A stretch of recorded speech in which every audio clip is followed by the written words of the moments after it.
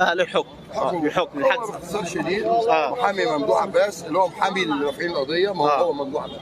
عيل اخوانجي اسمه كمال شعيب، ده عيل اخوانجي، ده كان عنده مكتب تحت السلم في بلاد دكتور. تمام. دلوقتي عنده جناح في المعادي وجناح في طريق عروبه.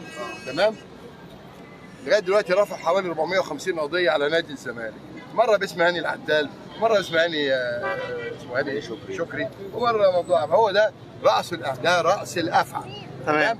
هو ما عرفش يتكلم، هو كل اللي عمله شتم هيئه المفوضين عشان كتب التقرير اوسط لصالح اللائحه.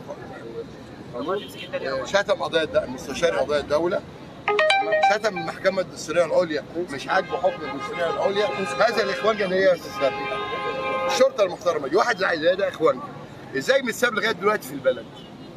ازاي في لسه؟ ده مش خلايا نايمه، ده خليه صاحيه قرفانه. ده عيل يا جماعه اخواني كمان اهو، كمال شعيب اخواني. تمام. محمد ممدوح مين بيدفع على محمد ممدوح؟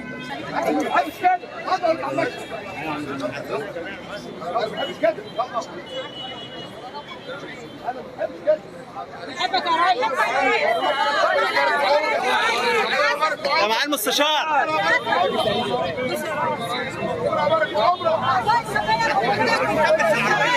يا معالي المستشار. يا محمد بنحبك يا مرتضى،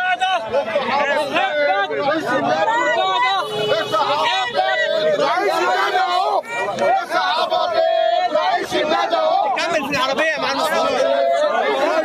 يا معالي المستشار. يا اسد النادي نكمل في العربية. يا اسد النادي نكمل في العربية. قولي لي يا ست المستشار للناس اللي جايه تعمل حضرتك النهارده. نكمل في العربية عشان محمد يا ناصر. ايوه. يا كلب يا محمد ناصر والمحامي